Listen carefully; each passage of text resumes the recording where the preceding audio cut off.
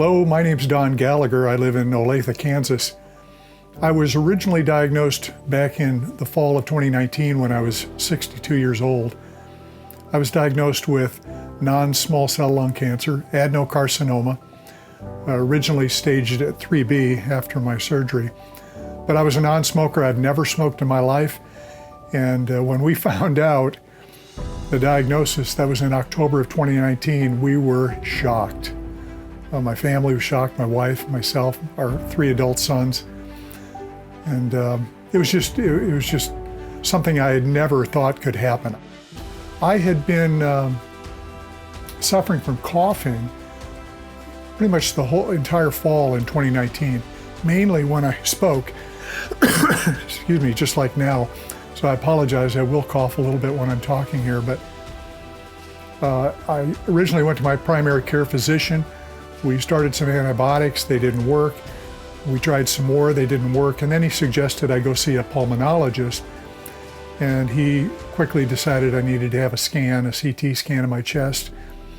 And once the scan results came back, it was pretty obvious to him that I had lung cancer. My thought all along was that, okay, and my wife's too, my family, hey, we're gonna do the surgery, we'll do the chemo, we'll do the radiation, and the cancer will be done, it'll be killed, and I won't have to worry about it anymore. And that was our hope.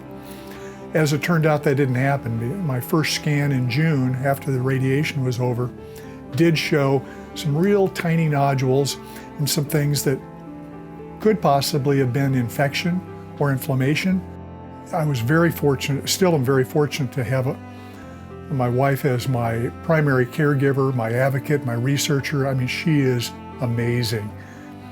And one of the things we had learned, I didn't mention this previously, but in May, June of 2020, we requested, because this really hadn't been offered to us early on in the process, we requested that genomic testing be done on a portion of my tumor, because we wanted to find out what my cancer mutation was. We didn't know that.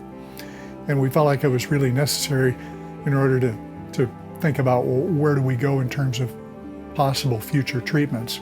So that was done during 2020. So when the recurrence was announced to me, we knew what the mutation was. I was KRAS G12C.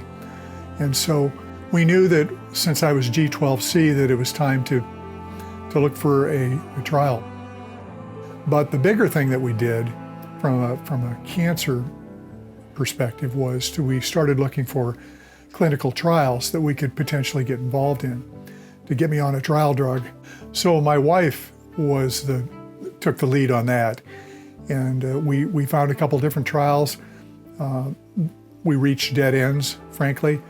And what ended up happening, and that'll bring us to my current situation, is my wife discovered that they were offering new expanded access trials where a new location could be set up. So my wife shared that information with our oncologist. He went back to the hospital, and ultimately what happened was my hospital right here in Kansas City worked with Amgen contractually and set up an expanded access trial for the drug, which at that time was now being called sotorasib. And so that trial was ready to go by February 15th. Unfortunately, I didn't qualify because I hadn't had immunotherapy. So I was in the midst of doing that when the trial actually opened. But ultimately, I checked that box for immunotherapy, and I was able to go on the trial on April 15th of this year. And for me, it was a lifesaver. I mean, almost overnight.